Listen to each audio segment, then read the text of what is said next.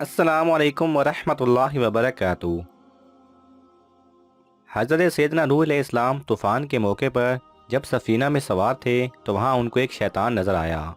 उन्होंने कहा कि तू यहाँ भी पहुँच गया, अब मैं तुझे नहीं छोड़ूंगा जब तक कि तेरा राज ना मालूम कर लूँ। उसको हज़रत नूह अलैहिस्सलाम ने पकड़ लिया और फरमाया कि तेरा राज मुझको बता कि तू गुमराह जो करता है वो किस रास्ते से करता है। तो उसने कहा कि 5 बातें हैं, लेकिन 5 में से मैं आपको 3 बताता हूँ, 2 नहीं बताता। हज़रत नूह अलैहिस्सलाम को अल्लाह की तरफ से वही आई कि इस मरदूद से कहो कि हमें इन 3 की ज़रूरत नहीं है, वो 2 ही हमको बता दे, इसलिए कि असल तो वही राज है। तो हज़रत नूह अलैहिस्सलाम ने कहा कि मुझे इन 3 हरबों की ज़रूरत नहीं है, वो 2 बता जो तू नहीं बताना चाहता।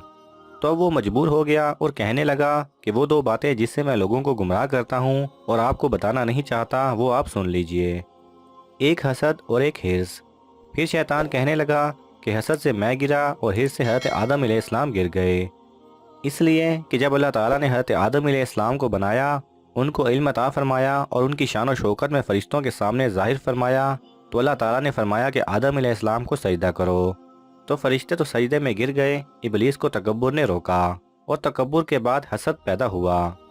हसद इसलिए पैदा हुआ कि इनकी वजह से मैं अल्लाह की निगाह में गिर गया हूँ, अब किसी न किसी तरह उनको भी गिराना है, ये है हसद। जब किसी के पास कोई कमाल देखें, जब किसी के पास हुस्न जमाल देखें, जब किसी का अताव नवाल देखें, जब किसी के अंदर बड़ाई देखें, जब किसी के अंदर इल्म देखें, जब किसी के अंदर मालो दौलत की फरावानी देखें, उस वक्त दिल के अंदर ये ख्वाहिश का होना कि इससे सारी चीज़ें छिन जाएं, चाहे मुझे मिलें कि ना मिलें, इसके पास भी ना रहें। यह है हसद की बीमारी। यही हसद अल्लाह की निगाह में बहुत बुरी चीज़ है। शैतान ने सोचा कि अल्लाह ने इनको इतना ऊंचा बनाया है, इनको भी गिराऊंगा, मैं जैसे गिर गया इनको भी गिराऊंगा।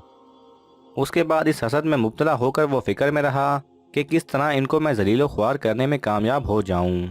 ये है हसद जिसकी वजह से शैतान गुमराह हुआ और हज़रत आदम अलैहिस्सलाम को जिस दरख्त से मना किया गया था जाकर उसको खा लिया था, इसलिए कि शैतान ने कसम खा खा कर उनसे कहा था कि मैं आपको अल्लाह की कसम देकर कहता हूँ कि इस दरख्त को खाने का बहुत बड़ा फ़ायदा है, और वो ये है कि आप इसको खा लेंगे तो कभी नहीं मरेंगे, हमेशा ज़िंदा रहेंगे।